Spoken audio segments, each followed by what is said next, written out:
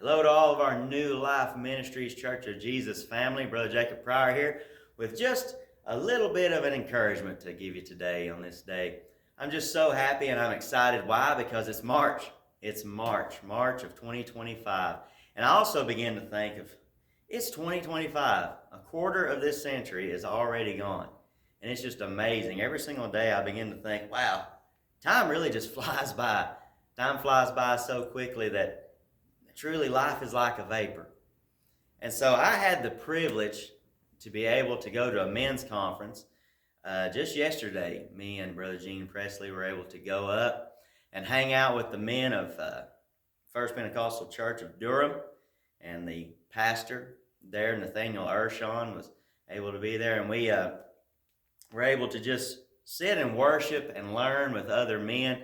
It was so wonderful to go in there and hear so many other men just worshiping, praising the Lord, speaking in tongues, and just reaching out to find out what the Lord would have for them.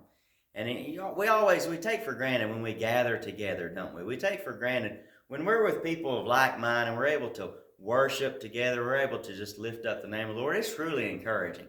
But as I begin to think, wow, so much time has went by so quickly. We were able to listen to, it was Pastor James Townley had a wonderful message. His message that he preached that we were able to hear was outliving your own life. Outliving your own life. That really went along with the thinking of that 25 years of this century have already went by. And the main scriptures he was pointing to, Brother Townley was, or Pastor Townley as he was preaching, was he went right here, and it's in Acts chapter 26.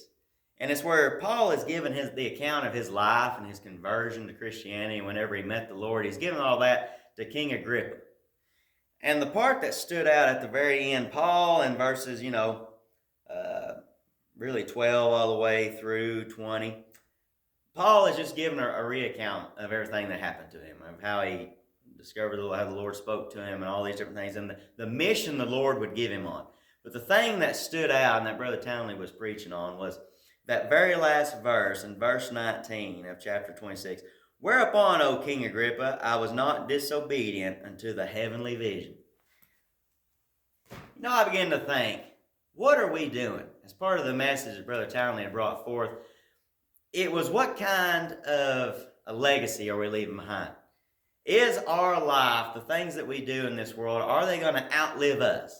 Something that's going to outlive our own life? Are we working for the kingdom? Are we doing all that we can to try to lead lost souls? Are we being a witness? And one thing that stood out to me a whole lot, and I really liked this, we think of Mary, Martha, and Lazarus. And we all know the story of Lazarus, of course, how he got brought back from the dead. But we also know of the story of Martha and Mary, where Martha was just working with all she had, and Mary was at the foot of Jesus.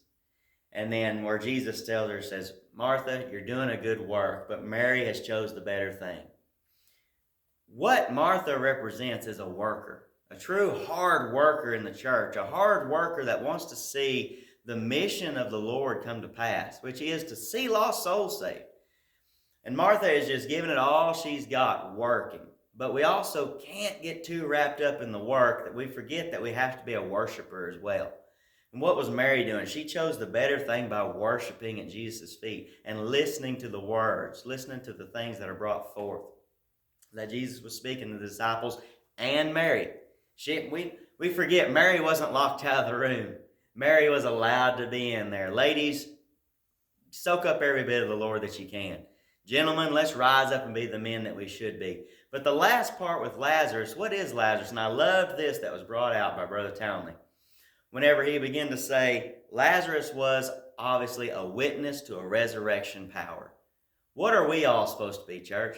We're supposed to be witnesses to the resurrecting power of Jesus, how he changed us from an ugly old sinner that enjoyed horrible things, that would laugh at dirty jokes, that would use curse words and ugly language, to somebody that now everyone likes to gather around because they know the conversation's going to be clean. They know that whenever they come into your house, they come into your place, they look on your phone, they look at anything, they're seeing something godly, they're seeing something pure. They're not seeing cursings, they're not seeing ugly images, they're not seeing any of this past sin of the past going on. They're seeing a witness of the resurrection.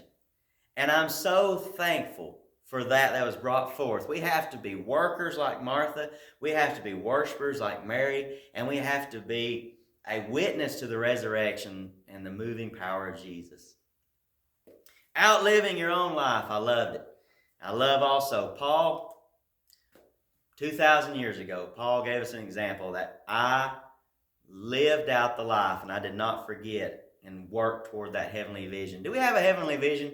I think we should. It's March. Let's begin March strong. Let's march forth into March, marching for Jesus. Let's see if we can turn things around in this world. Let's see if we can bring in lost souls greater than ever before, because I know we can make a legacy, we can make a heritage that goes far beyond anything that we're living in this time. Until next time, we hope to see you Sunday, and blessings in the name of Jesus.